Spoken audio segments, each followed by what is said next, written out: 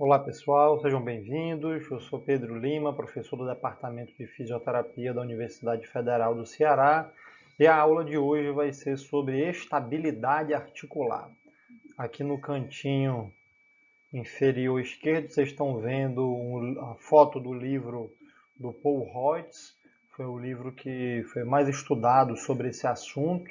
É um livro que tem muita pesquisa científica que fundamentou essa área de pesquisa, tá certo? Essa área do conhecimento.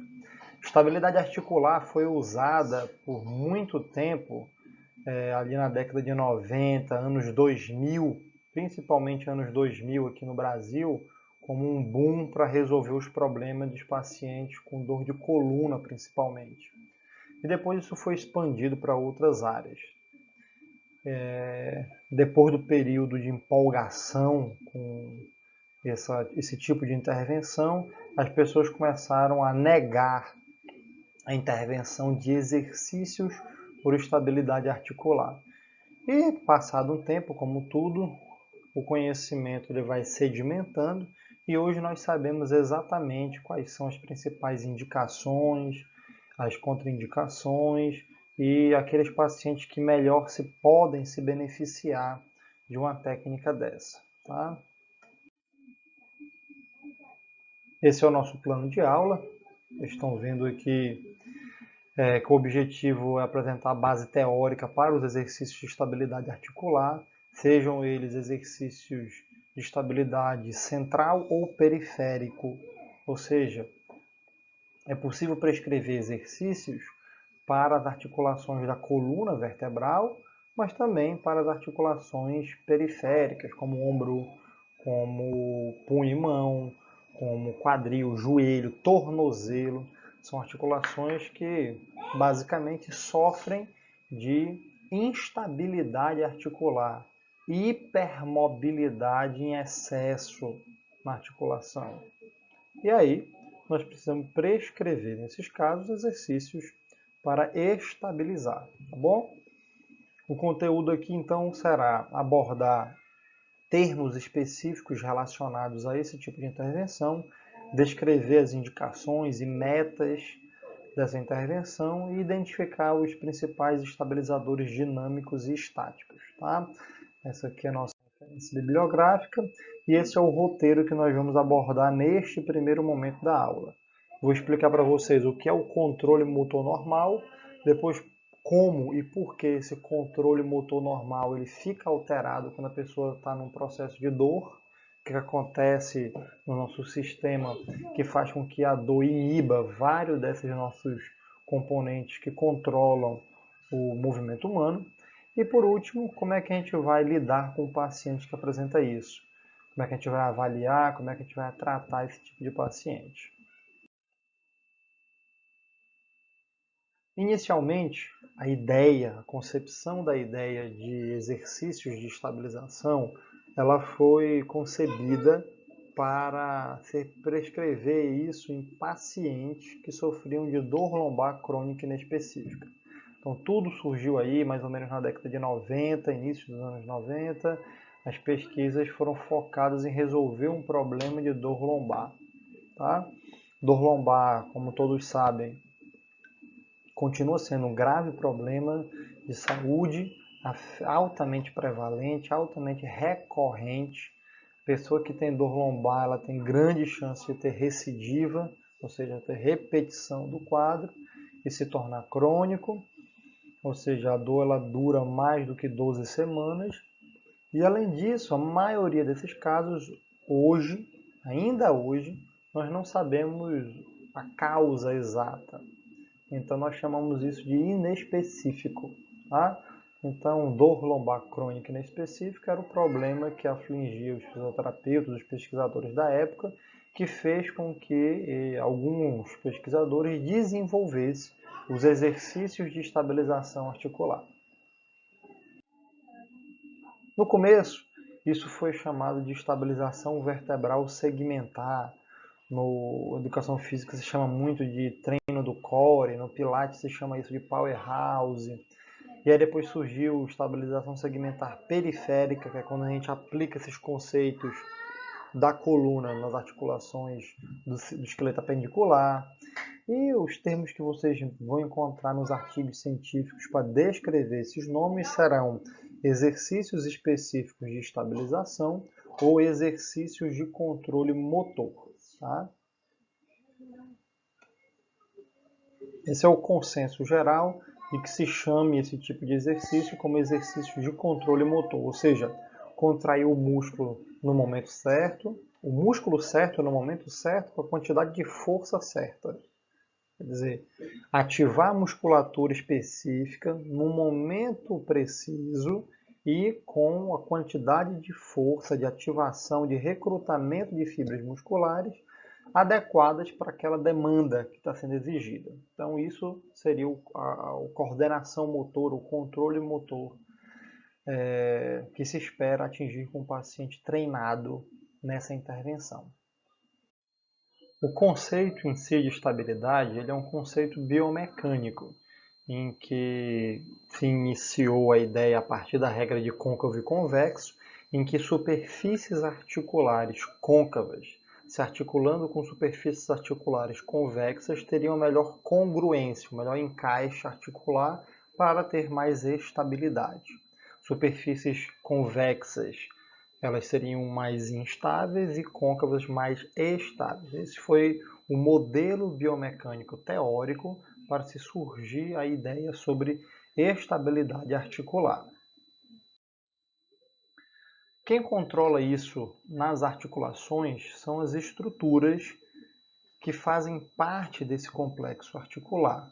Em todo o corpo humano, nós temos estabilizadores passivos e estabilizadores ativos. Os estabilizadores ativos são as estruturas contráteis, músculo, superficial, profundo, seus tendões. E os estabilizadores passivos são os estabilizadores estáticos, estruturas não contráteis. São ligamentos, são cápsulas, são meniscos, são discos vertebrais. Tá? E essas estruturas são responsáveis, por meio de tensionamento, por manter a estabilidade de uma articulação.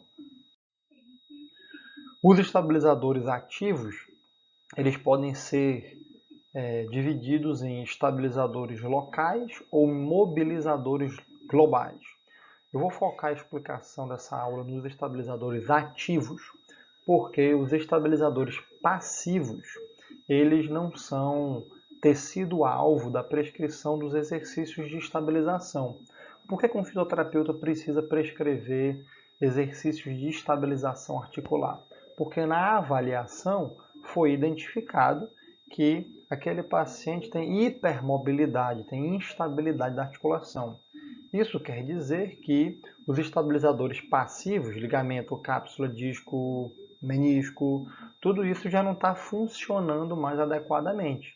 E nós vamos precisar dos músculos para fazer essa função a mais, que está em déficit nos estabilizadores passivos. Para isso, nós vamos explicar aqui, então, os estabilizadores locais e os mobilizadores globais, tá? Vamos começar pelos estabilizadores locais. Primeiro, a função deles é controlar o segmento. Eles têm que ser músculos prioritariamente monoarticulares para estar naquele segmento em que eles vão agir. Segundo, eles são músculos de contração lenta. São músculos predominantemente formados por fibras tipo 1. Fibras tipo 1 são aquelas fibras vermelhas de contração lenta, rico em mitocôndrias e, portanto, eles são resistentes à fadiga. Conseguem contrair por muito tempo. Contração tônica independente do sentido do movimento é outra característica importante. O que é a contração tônica? A contração de fibra tônica é a contração lenta. Eles conseguem fazer isso independente da perturbação externa que eles sofrem, independente do movimento articular que está acontecendo, seja ele em qual for a direção, flexão, extensão, rotação, não interessa. A disfunção dessa musculatura, quando ela está lesionada, não é ficar em encurtamento, não é ficar em contratura, não é ficar em ponto gatilho, enfim. o padrão que essa musculatura apresenta é atraso na contração. Ou seja, o timing de ativação muscular ele é reduzido e o músculo ele demora a ser contraído, demora a ser ativado. Tá? Os principais exemplos são o músculo transverso do abdômen, o músculo multífido lombar, o diafragma e o assoalho pélvico. Esses 4 formam o que nós chamamos de core ou powerhouse. Já o outro grupo se chama mobilizadores globais. O nome já está dizendo, né? A função dele é mobilizar, é produzir o movimento. Portanto, eles são o contrário, eles são ricos em fibras brancas, fibras tipo 2, fibras de contração fásica significa fibras de contração rápida, porém fibras de contração com muita força para produzir o movimento. Esses músculos, quando estão lesionados, eles causam espasmo muscular, encurtamento, fraqueza muscular.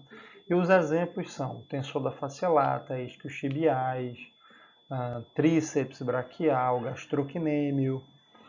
São músculos que eles têm grande capacidade de gerar força muscular, gerar torque muscular para o movimento. Então veja que essa figura ilustra a comparação entre esses músculos, entre esses grupos musculares. Nós temos aqui na letra A os músculos que na região lombopélvica estão representando os músculos profundos, estabilizadores locais, e na letra B nós temos alguns exemplos representando os músculos superficiais, que são os músculos mobilizadores da coluna lombar. Falando especificamente da parede abdominal, nós temos este representante anatômico aqui, que é o reto abdominal. É um músculo mobilizador global, né? A função dele basicamente é fazer flexão de tronco. E é um músculo que tem suas fibras numa disposição vertical. Portanto, a função dele é fazer flexão de tronco. Tá? Neste segundo exemplo, nós temos aqui os representantes dos oblíquos na parede abdominal. O oblíquo externo, ele é um músculo que está nas costelas e vem para a linha alba e para o pubis, portanto ele está na diagonal. E aqui nessa outra foto vocês estão vendo o oblíquo interno, que sai da crista ilíaca, vai para a linha alba e para o pubis. Tá? Então, pela característica diagonal da fibra, o que acontece quando esses músculos se contraem? Flexão do tronco, quando a contração é bilateral, ou flexão do tronco com inclinação para um lado e rotação para o outro lado. Ou seja, eles são músculos que inclinam, rodam e fletem o tronco. E aí nós chegamos ao representante mais profundo dessa camada da parede abdominal anterior, que se chama transverso do abdômen.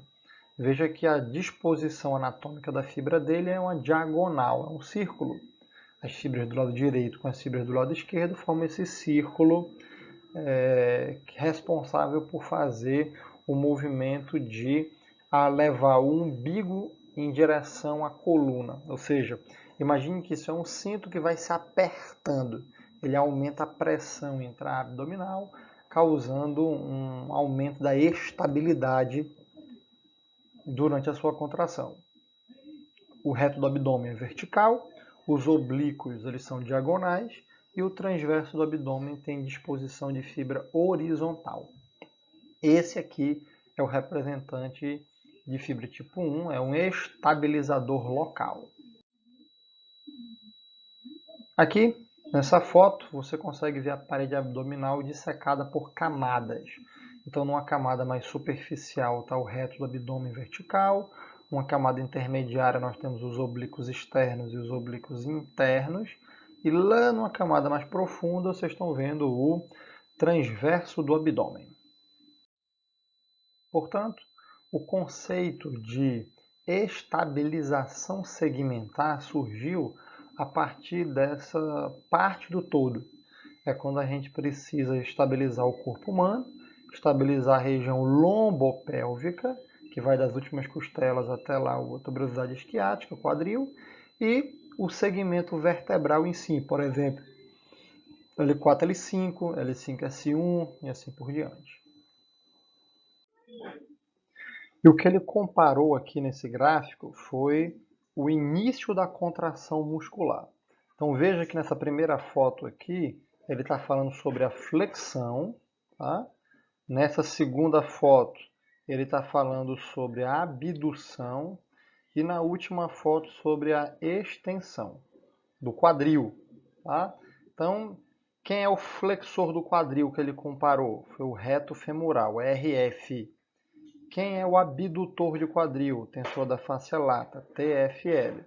E quem é o extensor de quadril? Foi o glúteo máximo, GM. Então ele coloca aqui, ó, circulando em vermelho aqui, o início da contração do reto femoral. Olha o início da contração do transverso do abdômen. Foi bem antes. Olha o início da contração do tensor da face lata e compara com o início da contração do transverso do abdômen. Olha o início da contração do glúteo máximo e compara com o início da contração do transverso do abdômen. Veja que nas três situações, independente se é flexão, se é extensão, se é abdução, não importa a direção do movimento. O transverso do abdômen, que é o músculo estabilizador local, ele se contrai antecipadamente. O que isso quer dizer? Quer dizer que quando o nosso quadril, nosso joelho, qualquer músculo, qualquer articulação da periferia, ele pensa em movimentar, pensa em contrair para gerar movimento, a coluna automaticamente e antecipadamente, o que ela faz? Contrai os estabilizadores locais da coluna para proteger a coluna, manter a coluna estável, para permitir que o movimento periférico aconteça. Deixa eu ver se eu consigo fazer aqui uma marcação. Pronto, consegui. Então tá aqui, ó, o início do transverso do abdômen, tá? Comparado com o tensor da face lata, comparado com o glúteo máximo, e o do reto femoral já está aqui gravado.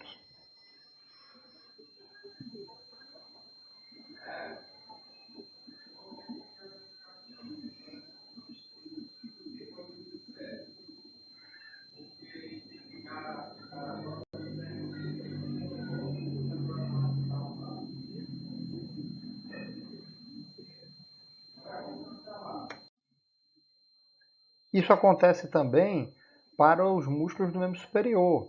Essa pesquisa foi repetida com o músculo deltoide no ombro. Tá? Então veja, flexão do ombro deltoide anterior, abdução do ombro deltoide médio e extensão do ombro deltoide posterior. Veja que o transverso do abdômen, a linha de início do transverso do abdômen, ela vem antes da contração do músculo periférico. Então a mensagem é: o músculo central, estabilizador local da coluna, ele contrai automaticamente e antecipadamente ao músculo periférico, que vai realizar o movimento na articulação periférica. E aí, o que é que os pesquisadores começaram a estudar depois dessa primeira descoberta? Que esse mecanismo de antecipação ele estava prejudicado nas pessoas que sofriam crise de dor de coluna. Então eles começaram a pegar pessoas saudáveis e pessoas com dor de coluna e começaram a comparar para ver se esse mecanismo de defesa da coluna, esse mecanismo de antecipação da contração, ele estava preservado ou não. E o que eles viram foi exatamente isso. Em indivíduos saudáveis, normais, o transverso do abdômen ele contraía antecipado, e nos indivíduos que tinham dor de coluna, esse músculo ele contraía ainda, mas ele contraía demorado, atrasado. Ou seja, tinha um atraso no início da contração dessa musculatura. Depois, eles começaram a estudar como esse mecanismo de contração ele pode ser influenciado por diversos fatores. E o primeiro que eles foram estudar foi a velocidade em que o movimento periférico acontece. O que é que eles perceberam? eles perceberam que quando o movimento periférico ocorre, olha aqui, aqui embaixo, eu não sei se vocês estão conseguindo ver meu mouse, mas eu vou escrever aqui para vocês, ó. Rápido, normal e lento, tá?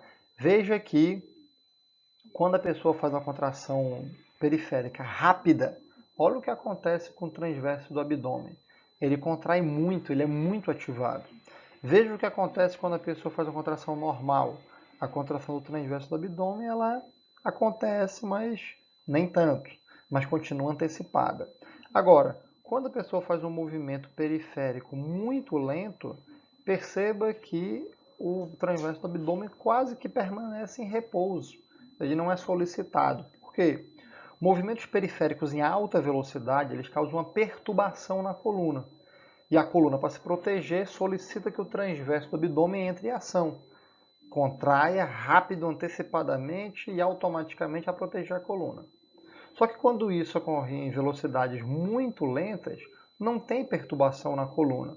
Então ela não vê a necessidade de chamar para ação o músculo transverso do abdômen, e aí ele permanece quase que em repouso. Então eles descobriram que o mecanismo de defesa de antecipação e contração automática do transverso do abdômen, ele depende da velocidade que o movimento periférico acontece.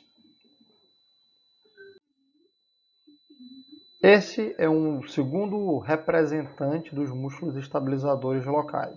Ele se chama multífido lombar e ele é um músculozinho monossegmentar porque ele está no processo espinhoso de uma vértebra e no processo transverso de outra vértebra. Ou seja, ele é um músculo praticamente monoarticular que está em toda a coluna vertebral e na lombar também.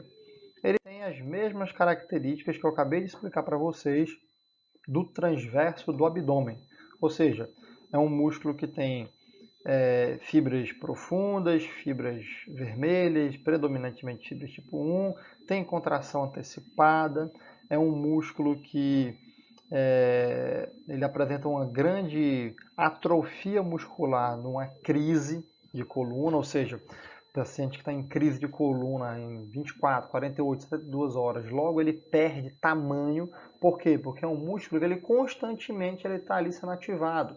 É um músculo eretor da coluna, é um músculo antigravitacional, é um músculo da postura. Você entra numa crise de coluna, geralmente você vai para repouso, que é contraindicado, né? E aí, se você faz repouso, fica mais em posições deitadas, de decúbito, sem gravidade, você não estimula essa musculatura. E aí, rapidamente, ela atrofia. Tá? O transverso do abdômen, ele se une ao músculo multífido lombar por uma fáscia chamada fáscia tóraco-lombar.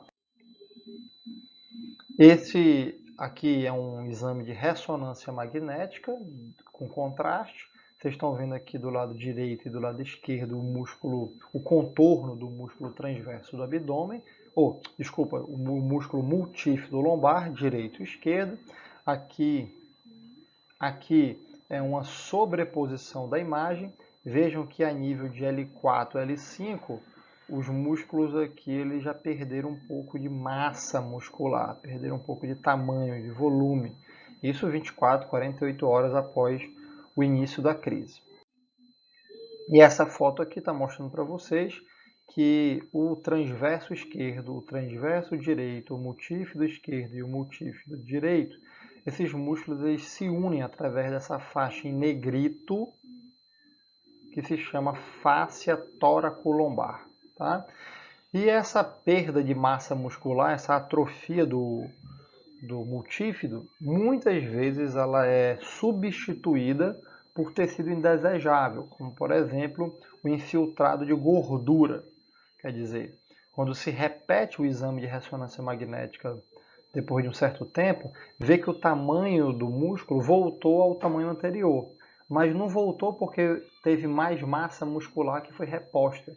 Pelo contrário, houve uma substituição de tecido, saiu músculo, entrou gordura. Isso prejudica a contratilidade da musculatura, isso prejudica a força muscular, enfim, é ruim. O terceiro representante aqui é o músculo do assoalho pélvico. Ele tem inserções tanto a nível aqui do cóccix, quanto a nível do pubis, quanto a nível da espinha isquiática, que a gente não está conseguindo ver, que fica por baixo, tá?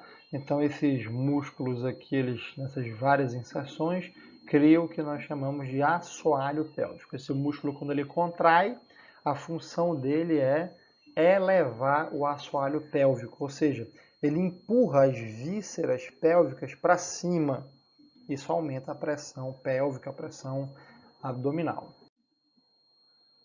E o quarto representante desse grupo de músculos do core, dos estabilizadores, nós chamamos de diafragma. É o músculo responsável pela respiração.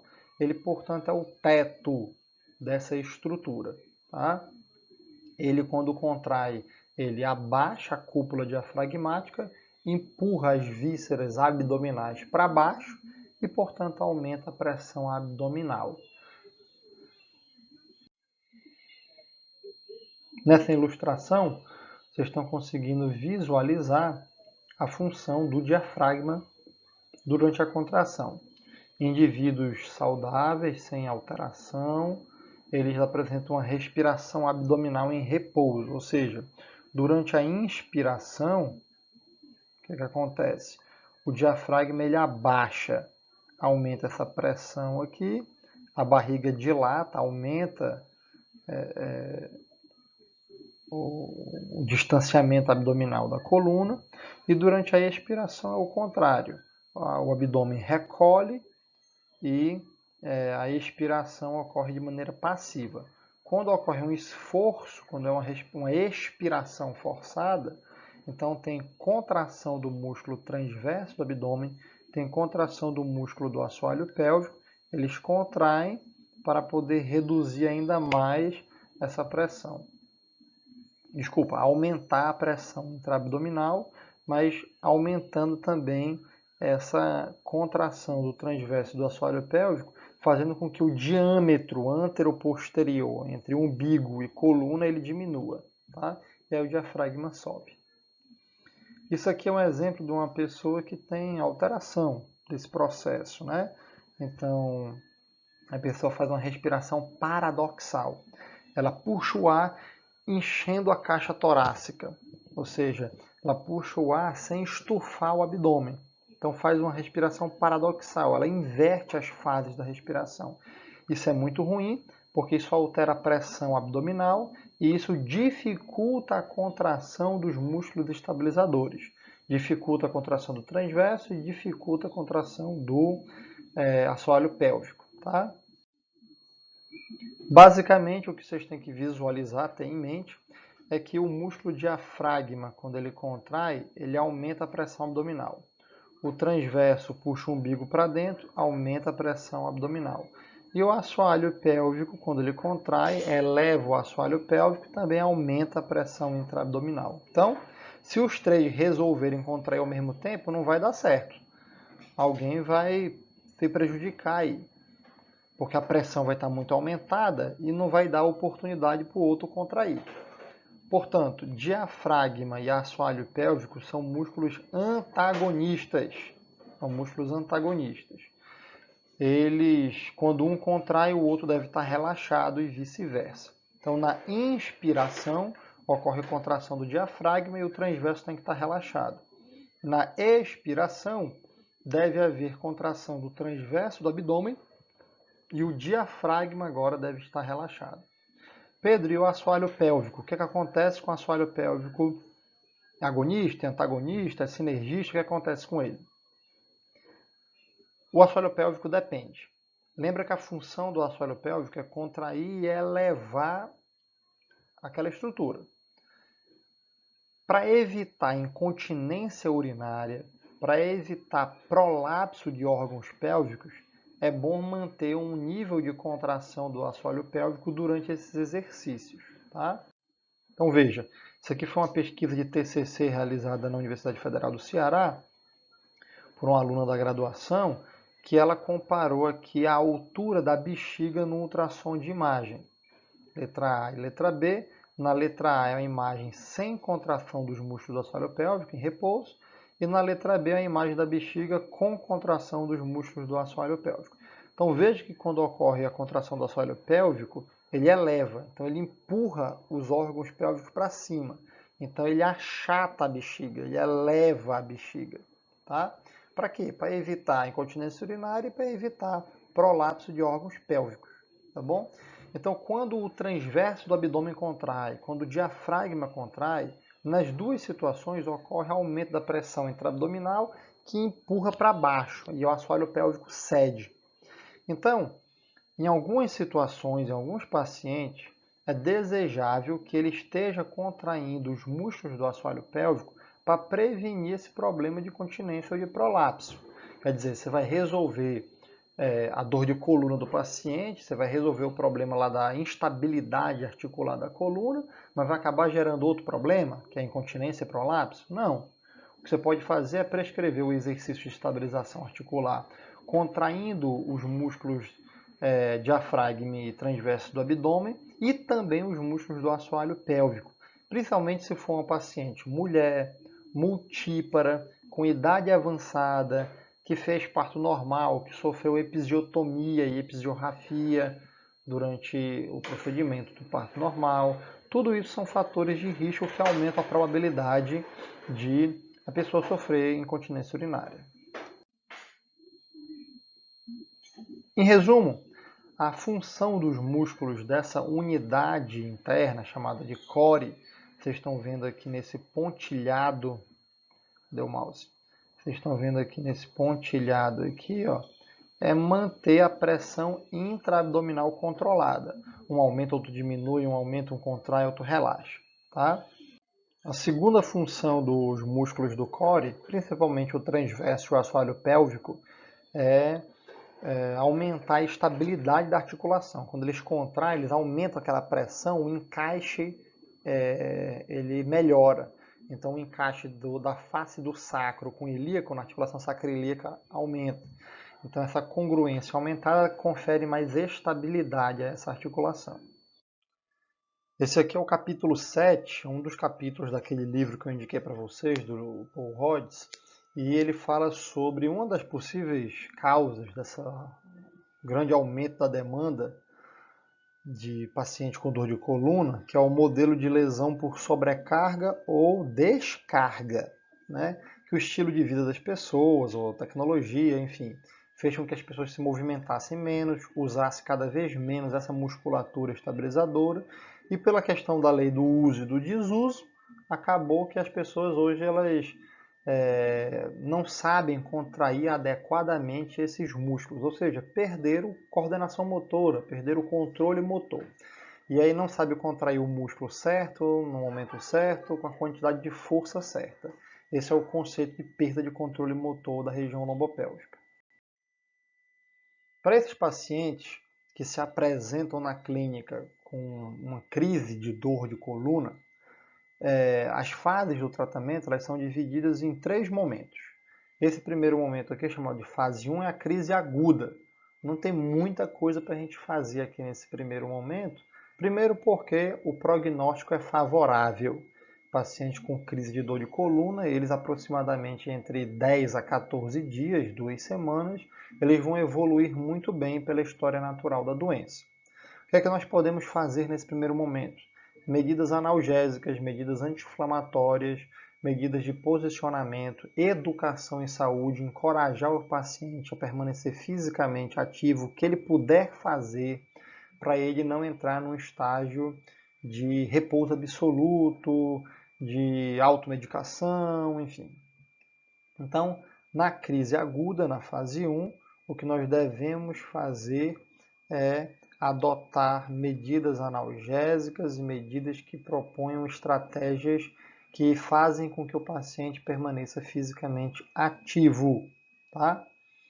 Aqui o atendimento ele deve ser individual, o paciente está no consultório, o fisioterapeuta para um paciente já pode iniciar aqui sem mudar muito os decúbitos, mas se pode iniciar aqui nessa fase um início de exercícios de estabilização segmentar, que é o primeiro nível, que é recrutamento das fibras do transverso abdômen, recrutamento das fibras do assoalho pélvico, contrações isométricas dessa musculatura para aumentar a conscientização desse paciente leigo que nunca ouviu falar nessa musculatura.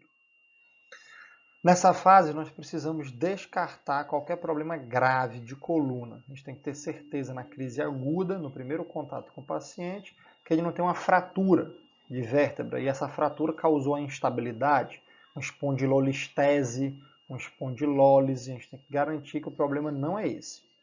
A gente tem que garantir também que o paciente não tem nenhum câncer, nenhum nódulo, nenhuma crise renal que está fingindo ser uma dor de coluna. Ou seja, bandeira vermelha são doenças sérias, patologias graves, que parecem com dor de coluna, mas na verdade estão escondendo algo mais perigoso. Se os pacientes apresentam qualquer uma dessas características aqui, perda de peso sem explicação nos últimos dias, febre sem resfriado, sem gripe, febre que não cede ao uso de medicamento antitérmico, se o paciente tem histórico de trauma recente, sem raio-x para comprovar e descartar fratura, todos esses sinais desse quadro clínico levantam a hipótese de uma possível bandeira vermelha.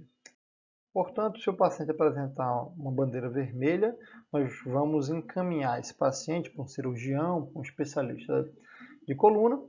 Se o paciente ele apresenta bandeira amarela, bandeira azul, bandeira preta, que são relacionadas a fatores biopsicossociais, fatores de trabalho, fatores ocupacionais, nós vamos endereçar esses pacientes no nosso tratamento, não é contraindicado, mas talvez nós vamos precisar da ajuda, por exemplo, de um psicólogo com esse paciente. A segunda fase da reabilitação, nós chamamos de período de recuperação, é uma transição entre o consultório e a alta do paciente, a manutenção com exercícios que os pacientes vão fazer mais na frente. Aqui o paciente ainda tem dor, só que ela já está sob controle. Eu já consigo fazer exercícios com um pouco mais de grau de complexidade com o paciente, e o meu objetivo terapêutico aqui nessa fase é restaurar a função do paciente, retornar eles às atividades que ele não estava conseguindo fazer na crise. Na crise, às vezes, ele parou de trabalhar, então vamos voltar a fazer com que ele trabalhe. Na crise, ele parou de fazer esporte, parou de fazer as atividades de hobby, de lazer dele, vamos fazer com que ele volte a fazer isso. Aqui nós vamos prescrever um programa de exercícios especializados, específicos para recrutar, ativar e fortalecer os músculos estabilizadores da coluna. Tá? Então veja, observe que exercício resistido, exercício de fortalecimento, endurance, força, potência muscular, isso é uma coisa. É a aula de exercício resistido. O que nós estamos falando aqui é sobre exercícios de estabilização articular. É recrutar músculos específicos para poder manter uma coordenação motora, um controle motor, em que aquela articulação vai estar estabilizada enquanto ocorrem movimentos em outras articulações. Tá? Eles são parecidos, são conceitos e definições parecidas, exercícios resistidos e exercícios de estabilização articular, mas não são a mesma coisa, tá? Que fique claro isso.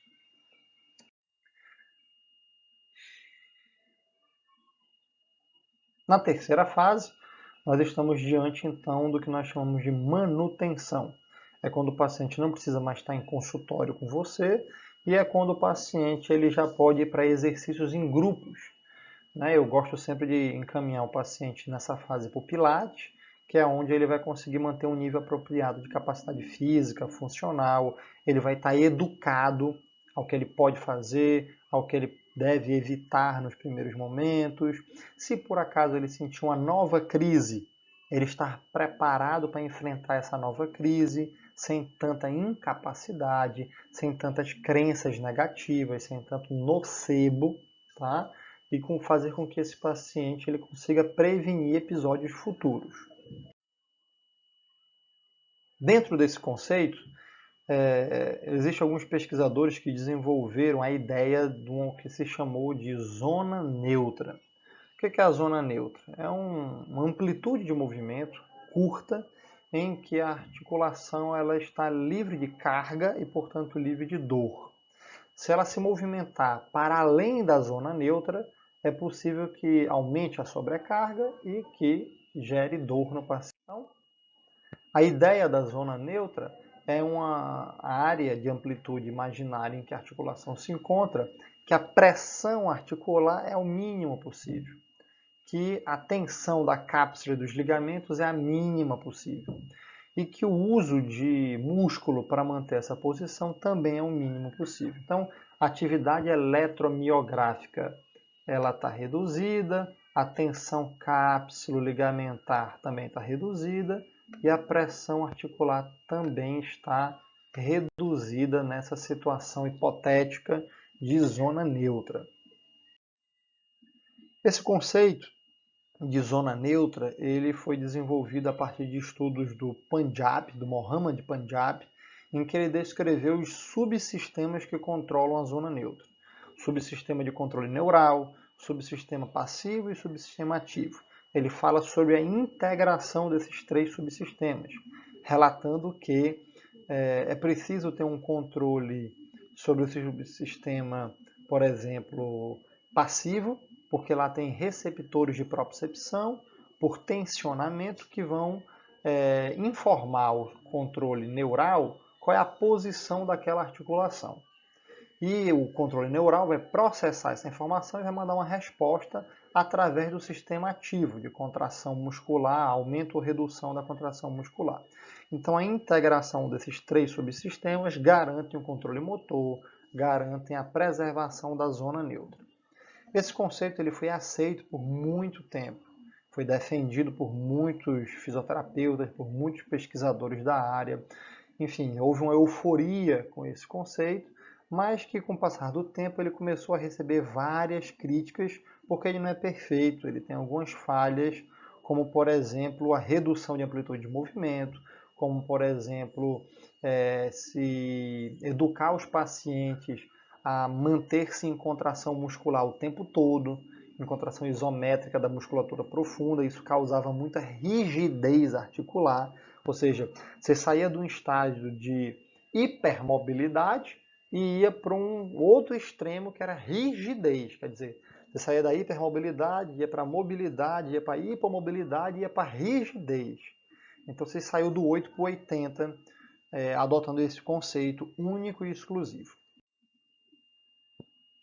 Aqui é uma foto também do estudo do Mohammad Panjab, representando aí os três subsistemas, né? O controle neural, o ativo, que é a musculatura, e o passivo, que são os ligamentos, as cápsulas, enfim.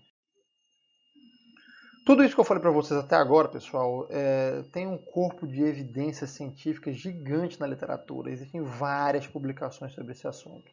Se você perceber, olha o sobrenome que mais aparece aqui, Paul Rhodes, Paul Rhodes, Paul Rhodes. Esse fisioterapeuta australiano, professor da Universidade de Queensland, ele foi um grande desenvolvedor desse conhecimento. Ele ajudou a construir esse conhecimento nos anos 90 e nos anos 2000.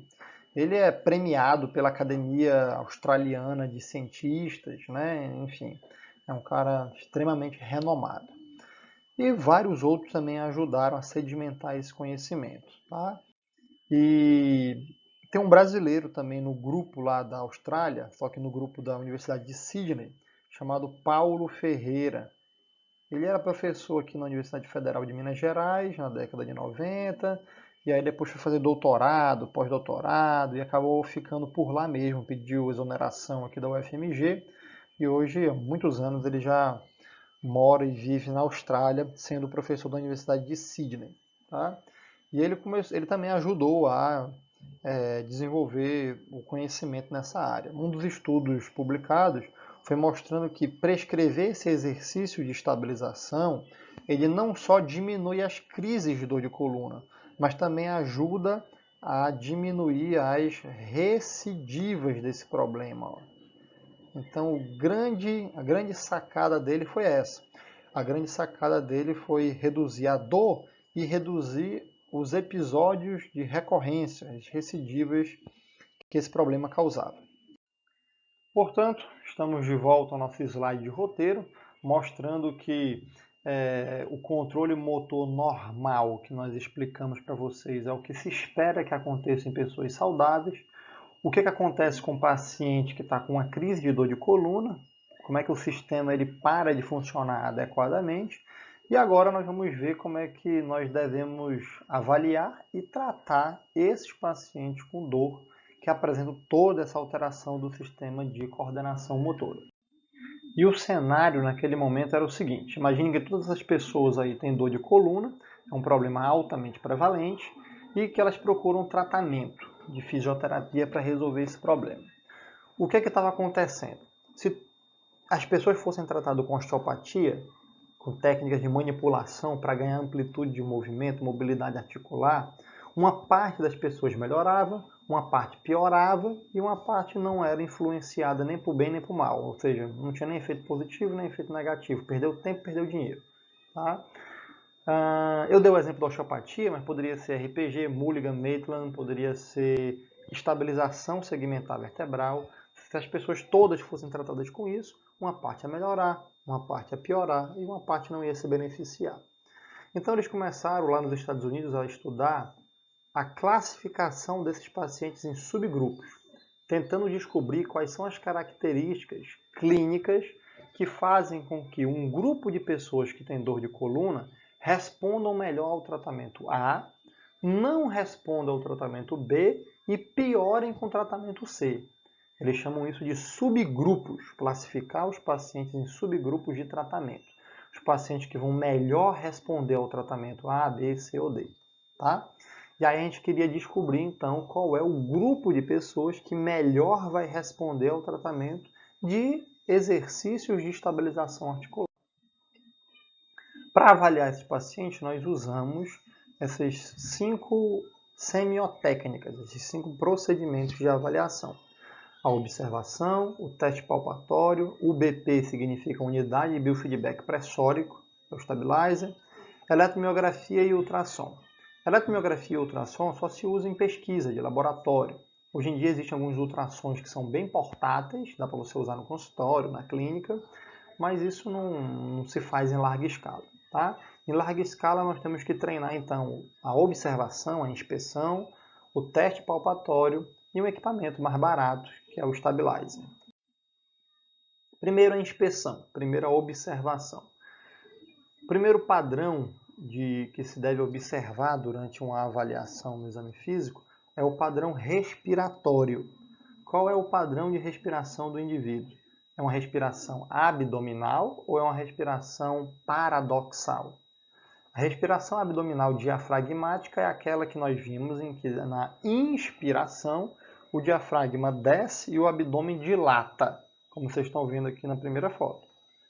A respiração paradoxal é aquela em que o paciente, na inspiração, enche a caixa torácica e na expiração ele relaxa completamente. Tá? O padrão de respiração abdominal diafragmático é o desejável. Tá? E na expiração, se ele faz uma contração infraabdominal, como vocês estão vendo na segunda foto aqui. Do umbigo para baixo ocorre um recolhimento do abdômen, um encolhimento do umbigo.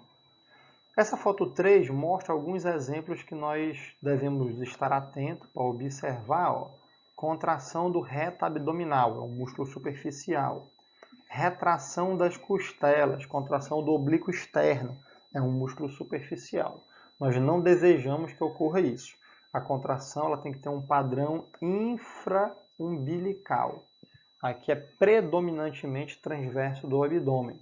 Quando ocorre retração da costela ou contração superior aqui do reto do abdômen, é porque o paciente está contraindo tudo. Está contraindo transverso, reto, oblíquo, e a gente não deseja isso no primeiro momento. A gente deseja que se faça uma contração mais seletiva da musculatura.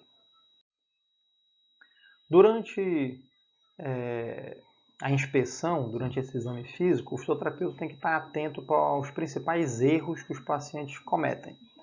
Primeiro é contração rápida e superficial, ou seja, os pacientes eles contraem os músculos superficiais, já falei para vocês do reto do abdômen, do oblíquo externo. Eles costumam muito contrair também glúteo máximo e adutores. Então tem que estar atento a esses 4 músculos parasitas de contração vizinha que pode acontecer. Contração muito rápida. Lembra que o transverso, o multífido, o diafragma, o assoalho pélvico, os músculos do core, eles são músculos predominantemente de fibra tipo 1. Portanto, são músculos de contração lenta. Se eles fazem um aspirador, umbigo para dentro, contrai de uma vez, significa que eles não estão contraindo adequadamente essa musculatura que é predominantemente formada por fibras tipo 1, que são fibras de contração lenta.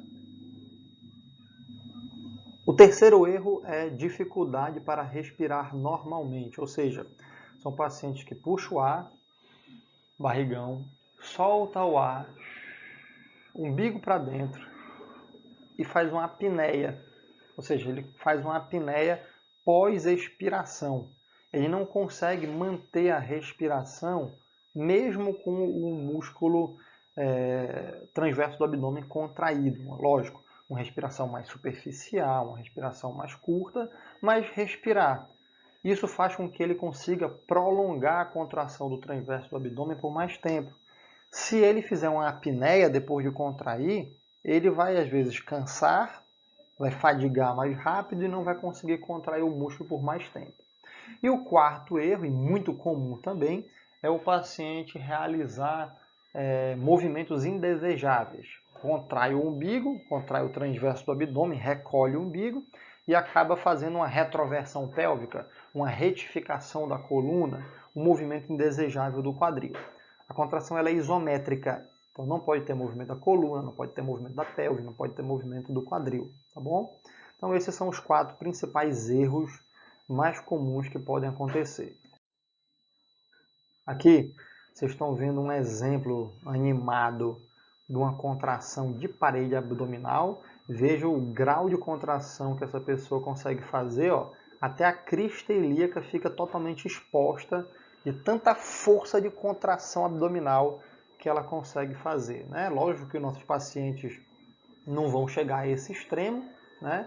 Mas apenas para ilustrar que se você treinar essa musculatura, você consegue fazer um grau de contração muscular seletiva na parede abdominal, diminuindo esse diâmetro entre o umbigo e a coluna muito grande. O segundo procedimento de avaliação que nós podemos fazer é o teste palpatório. No teste palpatório, nós vamos palpar a EIAS, a espinha ilíaca anterosuperior, e posicionar 2 dedos da EIAS, tá? 2 dedos em direção ao pubis, ou seja, são 2 dedos para dentro e para baixo. Essa é a posição em que tem menos sobreposição de musculatura, de camadas, para se alcançar o transverso abdominal. Ou seja, pálpebra EIAS, 2 dedos em direção do pubis. Nessa região aí, nós só temos o oblíquo interno para nos atrapalhar. Então, é a região mais superficial para palpar um músculo profundo, que é o transverso do abdômen. Você posiciona os dedos dessa forma, fazendo uma leve pressão para dentro e solicita que o paciente faça a respiração profunda e faça a contração do transverso do abdômen. Você pode pedir aqui no teste palpatório também o paciente tossir. Durante a tosse, você vai observar a contração do oblíquo interno, empurrando o seu dedo para fora, tá? O transverso do abdômen não faz isso. O transverso do abdômen ele não empurra o dedo para fora. Na hora que você contrai o transverso do abdômen, ele encolhe o umbigo. Então ele puxa o seu dedo para dentro. Então se você quer ver uma diferença entre contração do oblíquo interno e contração do transverso do abdômen, é ver se durante a respiração e na expiração que você pede para ele encolher o umbigo, se o seu dedo vai ser empurrado para fora ou se o seu dedo vai ser puxado para dentro. Se o seu dedo for empurrado para fora, é o oblíquo interno que está contraindo e empurrando para fora. Se o seu dedo for puxado para dentro, acompanhando o encolhimento do umbigo, é o transverso do abdômen que está realizando aquela contração. Você pode também realizar o teste de palpação dos músculos multífidos. É bem mais difícil fazer isso, porque são músculos extremamente intrínsecos, músculos extremamente profundos na coluna. Você pode palpar o processo espinhoso da coluna, só que você não pode abrir muito o dedo na hora da palpação. Você tem que fazer uma palpação bem reta, bem justa ao processo espinhoso, porque é ali naquela região em que o multífido vai estar inserido. O terceiro procedimento de avaliação dos músculos estabilizadores, para saber se o paciente sabe ou não sabe contrair essa musculatura adequadamente, é usar um instrumento de avaliação chamado UBP, Unidade de Biofeedback Pressórico. Tá? O nome comercial é Stabilizer. Diz a lenda aí que esse equipamento ele foi desenvolvido lá pelo Paul Rhodes, na Universidade da Austrália, em Queensland. Ele vendeu os direitos autorais de patente para essa empresa americana chamada Chattanooga, que fabrica e comercializa esses equipamentos. Tá? Hoje em dia eu não sei quanto é que está custando um equipamento desse, mas na época que eu comprei o meu, 10 anos atrás, custava algo em torno de $50 e no Brasil algo em torno de 400, 450 reais. Lembrando que o dólar naquela época era R$1, $1 para R$2, né? Então, $50 que você comprava lá era R$100 o equipamento. E aqui no Brasil era 400, 450 reais a comercialização dele. Hoje em dia, acho que é difícil você conseguir encontrar para comprar esse equipamento aqui no Brasil. Tinha uma distribuidora, uma importadora no Rio de Janeiro, ela acho que parou de importar esses equipamentos. Enfim, e tem uma empresa no Rio Grande do Sul, que é a Miotec, que começou a fabricar uma versão tabajara desse equipamento. Vocês estão vendo que ele se parece com um equipamento de medir pressão, um esfigmomanômetro. Tá? É um equipamento que você pode... É um equipamento em que você pode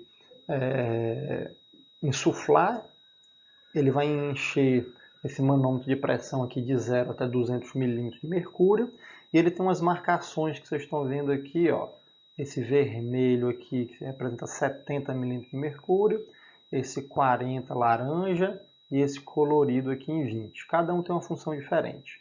O 70 aqui de vermelho é para usar com o paciente em decúbito ventral, o 40 é para se utilizar com o paciente em decúbito dorsal e o 20 é para colocar no pescoço do paciente, a paciente com dor cervical. Tá?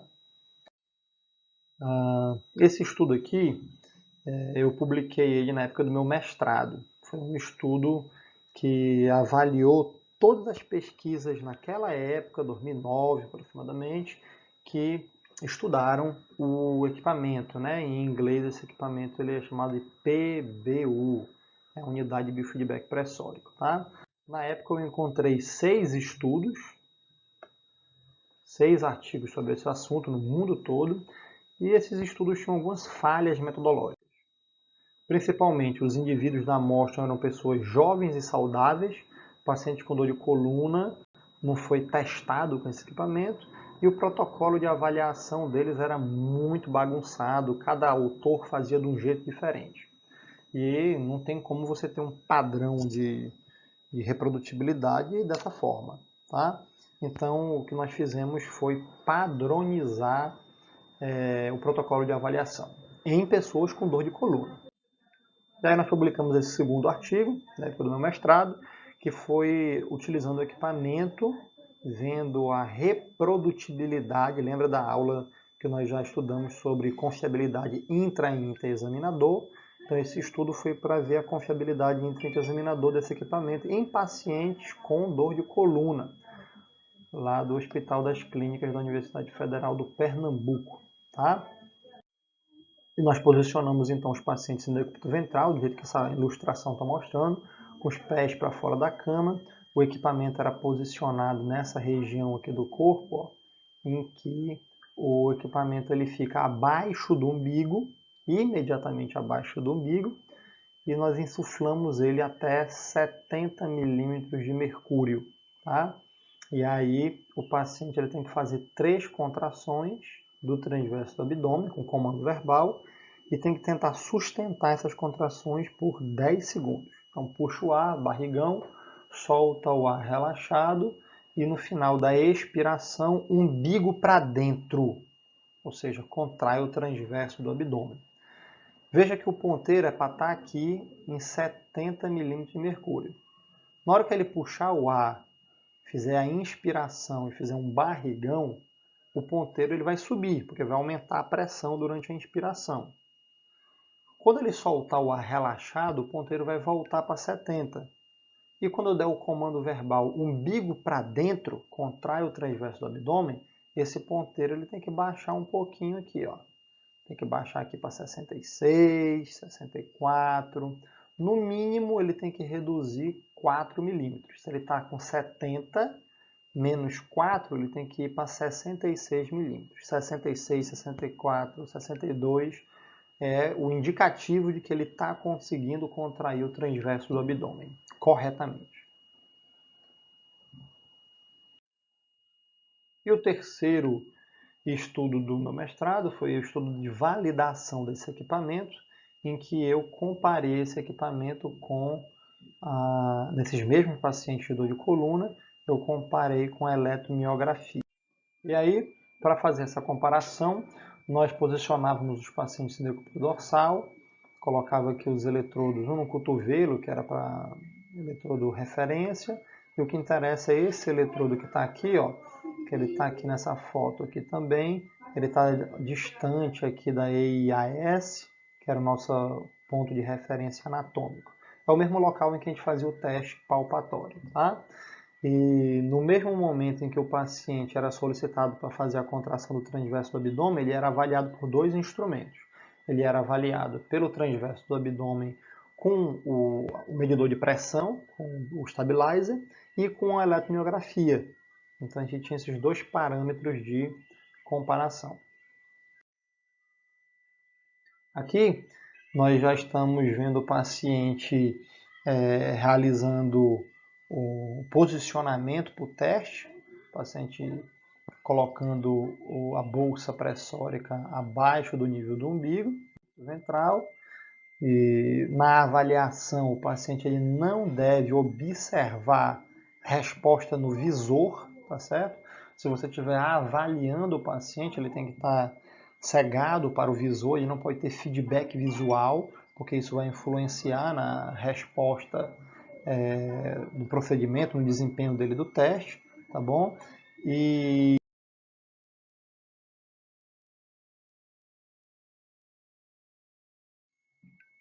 você pode também realizar a avaliação associando com o teste palpatório dos multífidos, né? O fisioterapeuta visualiza aqui o visor para ter um feedback visual, o paciente não pode ter esse feedback visual e o fisioterapeuta associa com a contração do multífido durante o procedimento do teste, tá? E, enfim, é assim que a gente realiza a avaliação. Só um detalhe que está errado aqui nessa foto, ó, os pés estão dentro da cama, isso está errado. O pé deveria estar fora da cama para não fazer flexão de joelho, para não fazer flexão do quadril e não mudar a posição da coluna. Então o ideal é posicionar o paciente com os pés para fora da cama.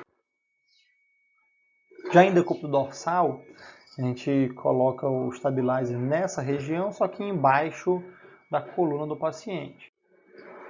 O paciente ele pode aqui fazer o teste palpatório para ele sentir a contração. Ele pode ver isso aqui se for exercício de tratamento. Se você estiver fazendo uma avaliação, não pode. Durante a avaliação não pode. A gente posiciona então o paciente nessa região. Nessa região não, a gente posiciona o paciente nessa posição e pede para ele realizar os movimentos. Pede para o paciente realizar os movimentos com os membros inferiores, fazendo a extensão de uma perna e depois a extensão da outra perna. E observa o que acontece na coluna do paciente durante esses movimentos de membros inferiores, tá?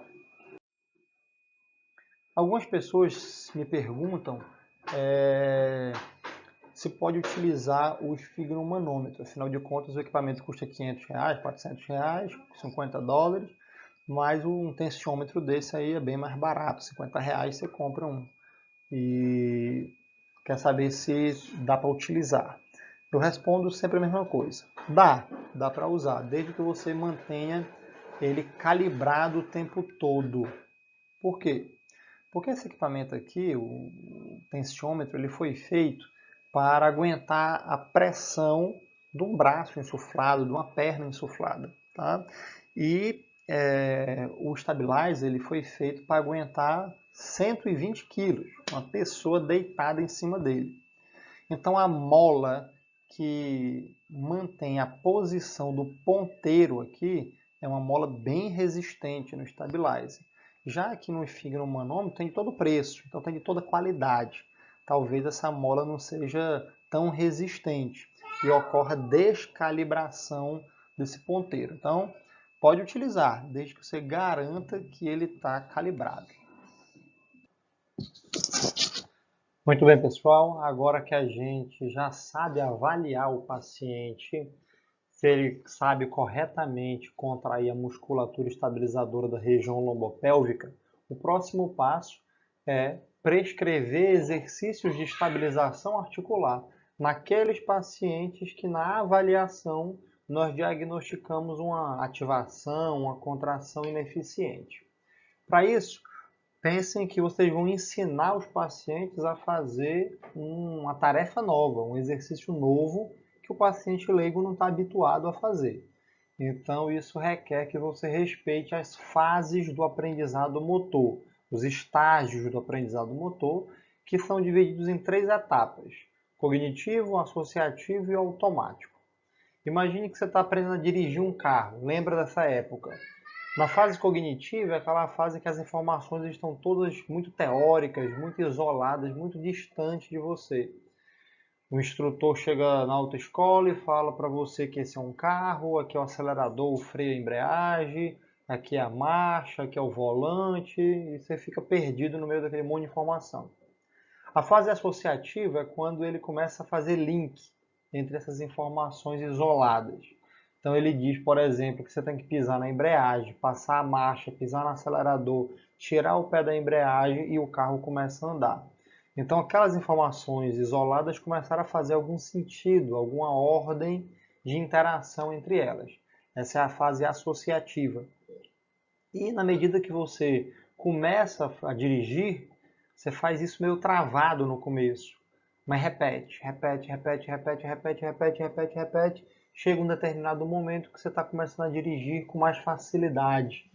Né? E aí nós chamamos isso de fase automática. O exercício novo, a tarefa motora nova é a mesma coisa. Nós vamos primeiro contextualizar o paciente, nós vamos depois fazer associações simples para o exercício do membro superior, inferior, associação com a respiração, e pedir para o paciente repetir várias vezes isso, até que vai chegar um determinado momento que ele vai conseguir fazer o exercício involuntariamente, automaticamente. Tá?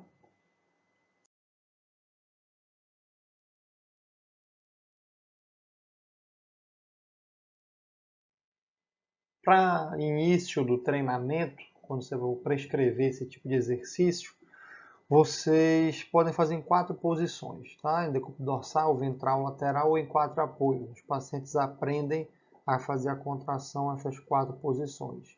E os exercícios, geralmente, eles começam com o controle do segmento local, e aí você vai dificultando um pouco. Exercício em cadeia fechada e exercício em cadeia aberta. Tá? Não necessariamente nessa ordem, mas é bom que você respeite uma certa lógica. Tá? Aqui vocês estão vendo no alvo no centro do alvo aqui, os exercícios de controle segmentar. Depois vocês vão ir aumentando a dificuldade para cadeia fechada e depois para cadeia aberta. Aqui é um exemplo da posição de 4 apoios em que você consegue ensinar o paciente a contrair o transverso do abdômen. Essa posição tem um ponto de estímulo proprioceptivo interessante, porque a gravidade pressiona a coluna para baixo e o transverso do abdômen vai ter que elevar o umbigo. E aí acaba que isso dá um estímulo proprioceptivo, os pacientes compreendem melhor o comando verbal que a gente dá para eles. Mas você pode treinar isso em decúbito dorsal, decúbito ventral, decúbito lateral, sentado, em pé, não importa, tá? Apenas cuidado para sempre manter a curva normal da coluna, a lordose, evitar que os pacientes façam movimentos de hiperlordose ou retificação, flexão da lombar. Lembra que um dos 4 erros mais comuns na hora de ativar essa musculatura estabilizadora é movimentar a coluna, quadril ou pelve. Na posição em pé, você consegue também fazer esse treinamento. Você está vendo aqui que o paciente está usando o stabilizer aqui nas costas, tá? E aí está alternando os movimentos de flexão de uma perna e da outra, tá? Tendo feedback aqui visual. Quer dizer, você pode usar o equipamento do stabilizer tanto para avaliar na etapa anterior que a gente acabou de estudar, mas também você pode utilizar o equipamento do stabilizer como um feedback durante o treinamento para melhorar a sua contratilidade. Aqui é uma forma de correção da postura dessa região lombopélvica. Observe que na primeira foto o paciente perdeu a curva da lordose lombar. Ela está aqui com a cifose, uma retificação importante, a posição de sentado relaxado. E na segunda foto você está na posição sentado, tentando manter o mínimo aqui de curva na coluna lombar, tá certo? É o ideal que a gente trabalhe com os pacientes, essa segunda posição da foto B. Aqui eu já entrei na fase associativa, os pacientes já estão começando a associar, por exemplo, a respiração com a contração da musculatura para estabilizar a coluna lombar e a região lombopélvica desses pacientes. E a gente aumenta o grau de complexidade do exercício fazendo a etapa de associação do exercício com movimentos do membro superior, movimentos do membro inferior, certo? Aqui nesse caso é em decúbito dorsal, tá? O paciente ele está fazendo o movimento de flexão do braço direito, do ombro direito. Aqui embaixo, se você observar na imagem, o stabilizer está na região lombar do paciente. E aí nós temos aqui o visor dando feedback visual para o paciente manter a contração dessa musculatura.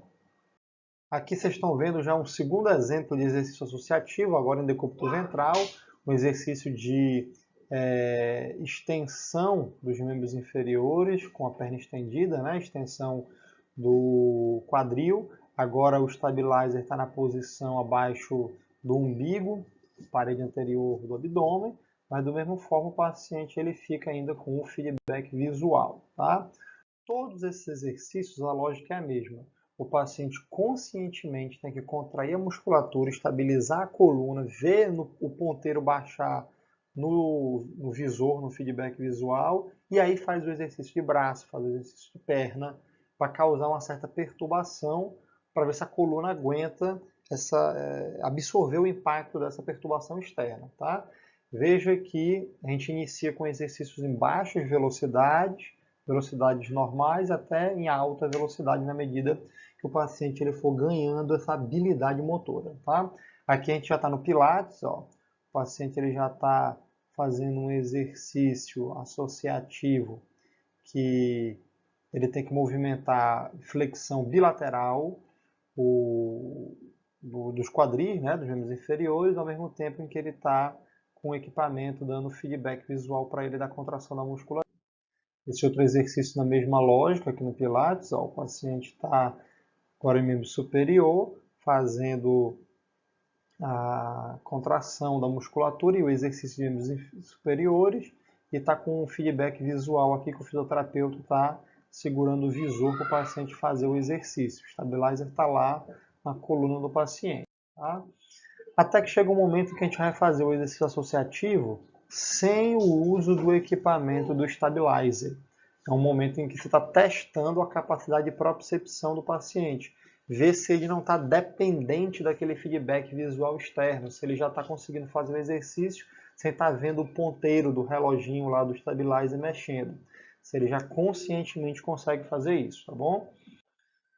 E aí você vai aumentando o grau de dificuldade do exercício. Aqui você está vendo já a associação de membro superior com membro inferior alternado para esse exercício em que ele tem que manter a contração da parede abdominal, tá? Sempre com a lógica do comando verbal de puxar o umbigo para dentro. E aí o paciente vai receber a alta do consultório, ele não vai estar mais no atendimento individualizado, já saiu da crise, está numa fase que ele precisa agora de manutenção e você pode encaminhar ele para um personal trainer, para uma academia de musculação, para um estúdio de pilates, enfim. Esse paciente ele deve se manter fisicamente ativo, deve fazer exercício, mas não pode ser de qualquer jeito. Não pode jogar um cara desse numa Smart Fit da vida, que ele não vai ter supervisão muito próxima, muito adequada para o caso clínico dele. Ele tem restrição musculoesquelética, então ele precisa de um acompanhamento mais de perto.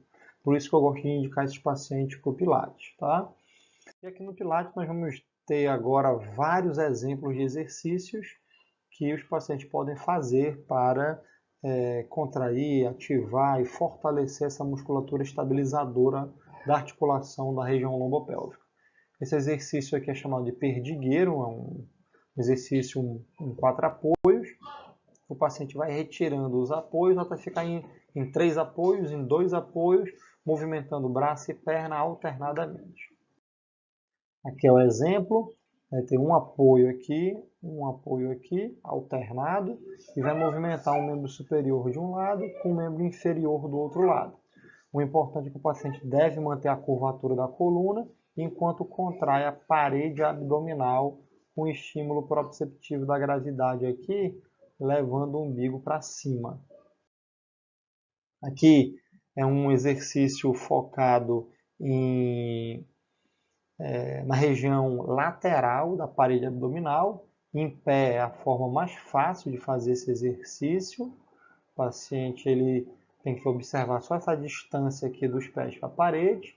Depois, em decúbito lateral, você já consegue fazer o exercício com o braço de alavanca aqui reduzido. E depois com o braço de alavanca mais aumentado, em que o exercício fica bem mais difícil. O objetivo é tirar o quadril, desencostar o quadril da mesa, tá? E sustentar a posição pelo maior tempo possível. Esse outro exercício é um dos mais prescritos, é um dos mais utilizados na prática clínica com esses pacientes, tá? O paciente ele vai ficar na posição de prancha ou ponte em prono, tá? E uma pesquisa mostrou que as pessoas que não têm dor de coluna conseguem sustentar mais de 1 minuto nessa posição, enquanto que as pessoas que têm histórico de dor na coluna não aguentam nem 30 segundos nessa posição. Então, seu objetivo é fazer com que o seu paciente ele chegue o mais próximo possível dessa endurance, dessa capacidade de contração da musculatura estabilizadora. Aqui está o exercício na nossa paciente modelo. Uma variação do exercício é fazer uma pequena flexão dos joelhos para o contato não ficar tão distante, ó, nos pés e nos cotovelos. Se você fizer flexão aqui dos joelhos, se o paciente for muito iniciante, aí você fica com um braço aqui de alavanca menor, o exercício ele fica um pouco mais fácil para ser feito para iniciante. Mesmas recomendações, manter curva da coluna e focar no umbigo para dentro nessa posição. O outro exercício aqui é a ponte em supino, um exercício clássico, 170 segundos em saudáveis e 76 segundos em pacientes com lombalgia. Mesma coisa, né? Os números aumentaram, mas continua sendo menos da metade do que as pessoas saudáveis conseguem fazer. Você tem que instruir o seu paciente a atingir ou a melhorar o nível de endurance até chegar nesse ponto. Cuidado para não fazer o exercício excessivamente elevando demais o quadril do chão, porque senão você acaba fazendo uma curva excessiva da coluna lombar, tá? E aí a gente não quer isso. Uma variação desse exercício é a posição dos braços. Essa posição da foto é a posição que fica mais difícil o exercício. Você pode começar com os cotovelos fletidos na lateral aqui do corpo ou os braços totalmente estendidos na lateral do corpo. Vai ficando bem mais fácil fazer isso. A posição do quadril e dos calcanhares também. Quanto mais distante o quadril tiver, ou seja, quanto menos flexão de joelho, mais fácil o exercício, tá? Na medida que você vai aumentando o grau de flexão de joelho, a alavanca ela vai ficando mais difícil para realizar, o exercício vai ficando mais desafiador. Outra opção de tornar o exercício mais desafiador é tirar um ponto de apoio. Então, fazer essa extensão de joelhos, quer dizer, o paciente faz a ponte normal, eleva os quadris, e aí um dos quadris faz extensão do joelho e volta. Nesse momento que você perde o contato do pé com o solo, o alinhamento da E e a S de um lado e do outro, das fitas ilíacas, ele cai. A tendência é esse quadril aqui, que a perna estendeu, esse quadril rodar para baixo. E aí o paciente tem que contrair a musculatura de parede abdominal para evitar que isso aconteça, estabilizando a região lombopélvica. Outro exercício é a flexão do joelho. O paciente está nessa posição, vai partir para esta posição aqui de flexão do joelho. Mesma coisa, mantendo contração da parede abdominal e curva da coluna. Veja que aqui não tem fim. Eu poderia passar um bom tempo aqui mostrando vários exercícios no Pilates que a gente consegue fazer com os pacientes para estabilização articular. Vai da imaginação de você, saber a clínica do paciente, saber a biomecânica do exercício no Pilates e prescrever o exercício adequado para atingir a indicação terapêutica, a meta terapêutica de recrutar e ativar a musculatura de parede abdominal para estabilizar a região lombopélvica, tá bom? A questão aqui é o seguinte: o paciente, quando ele chega para você no momento da avaliação, ele não consegue contrair a musculatura adequadamente e ele não sabe disso. Ou seja, ele é incompetente e ele é inconsciente disso. Ele não sabe que ele não sabe contrair adequadamente. O controle motor dele está péssimo. E aí você avalia e começa a prescrever o exercício durante o tratamento, ele evolui. Ele começa a compreender que ele não sabe contrair isso. Então agora ele está consciente do déficit dele. Ele agora é incompetente e consciente. E aí você continua treinando isso. Já está na fase associativa, ele vai repetir isso várias vezes, até que vai chegar um determinado momento em que ele vai saber contrair adequadamente a musculatura. Ele agora é competente e consciente, porque ele está concentrado na tarefa. Então, para fazer os exercícios, ele tem que se concentrar naquela atividade conscientemente, associando a respiração e fazendo uma velocidade controlada do exercício. Ele é competente e consciente. Mais uma vez, você vai repetir o exercício várias vezes, até que o paciente ele vai entrar num estágio de piloto automático. E aí ele vai estar fazendo aquilo sem estar pensando, concentrado, consciente naquela tarefa. Ele vai fazer isso automaticamente. Ele atingiu o nosso objetivo. Ele agora é competente e inconsciente, ou seja, ele conseguiu fazer com que aquele mecanismo de antecipação involuntária automática ele volte. A gente treinou para ele estar num estágio, num status, em que ele tem o reflexo protetor de contração antecipada da coluna e não precisa estar em vigia, em alerta para isso acontecer. A coluna dele já está automaticamente fazendo isso. Esse é o objetivo, tá bom? E aí, todos esses conceitos que eu expliquei para vocês, todo esse conhecimento teórico que nós acabamos de ver para a coluna lombar, eles se aplicam também para a coluna cervical, tá? Na coluna cervical nós temos os músculos que são considerados os estabilizadores dessa região, são os músculos flexores profundos da cervical, tá? Então você tem aqui o reto lateral, você tem aqui o reto anterior, você tem longo da cabeça, longo do pescoço. Esses músculos são os músculos responsáveis por fazer os movimentos que estabilizam essa região da coluna. Tem uma fisioterapeuta americana chamada Deborah Fala, que ela fez o doutorado dela e boa parte das pesquisas dela na Austrália, com o Paul Rhodes.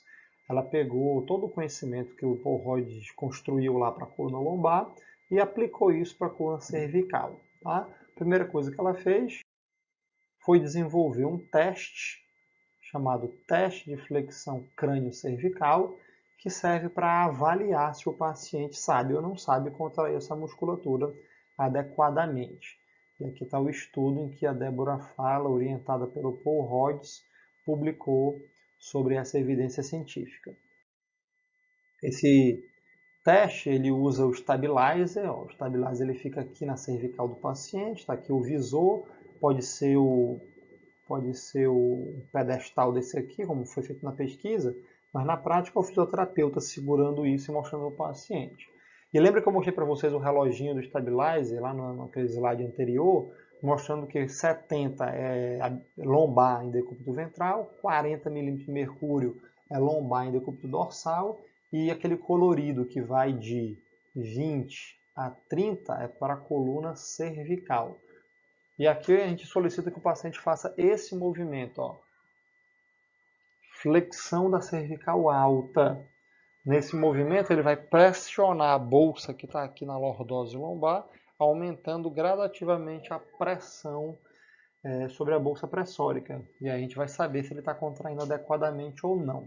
Lembra que na coluna lombar tem flexão, extensão, inclinação e rotação. Então, são 4 movimentos. Na cervical tem esses 4 e mais 2. Na cervical a gente tem protração, que é flexão da baixa com extensão da alta, e tem retração, que é flexão da alta com extensão da coluna baixa, tá certo? Então tem esses 2 movimentos, a gente tem que focar no movimento de retração, porque no movimento de retração tem a flexão da cervical alta. É esse movimento que recruta os músculos flexores profundos que estabilizam a coluna cervical. Aqui vocês estão vendo uma paciente, o exemplo em que ela está em repouso com a cabeça na maca e em contração continua com a cabeça na maca. A diferença aqui no visual é, olhe para esse círculo aqui e olhe para esse círculo aqui. Aqui se ela está em repouso e aqui ela está contraindo a musculatura. Ela faz a papada. Ela faz o sinal da papada quando faz essa flexão da cervical alta, tá bom? E esse é um exemplo de movimento que a gente não deseja que os pacientes façam. Ó. Tirar o occipital da maca e contrair esternocleidomastoide, contrair musculatura superficial. É como na lombar o paciente contrair reto do abdômen, oblíquo externo, adutor, glúteo máximo, os músculos superficiais parasitas. Contrair o esternocleidomastoide aqui para cervical, por exemplo.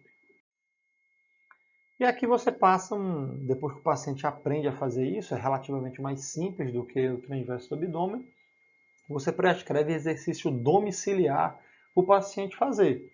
E você pode colocar aqui, por exemplo, o paciente fazer exercício 4 vezes por dia, repetir cada exercício 10 vezes e manter cada posição por 10 segundos. E o paciente tem que cumprir esse programa de exercícios que você for prescrever em domicílio para ele, tá? Aqui é uma foto mostrando uma adaptação que foi feita do stabilizer. O stabilizer está dobradinho aqui. Na cervical a gente usa ele dobrado, na lombar a gente usa ele aberto.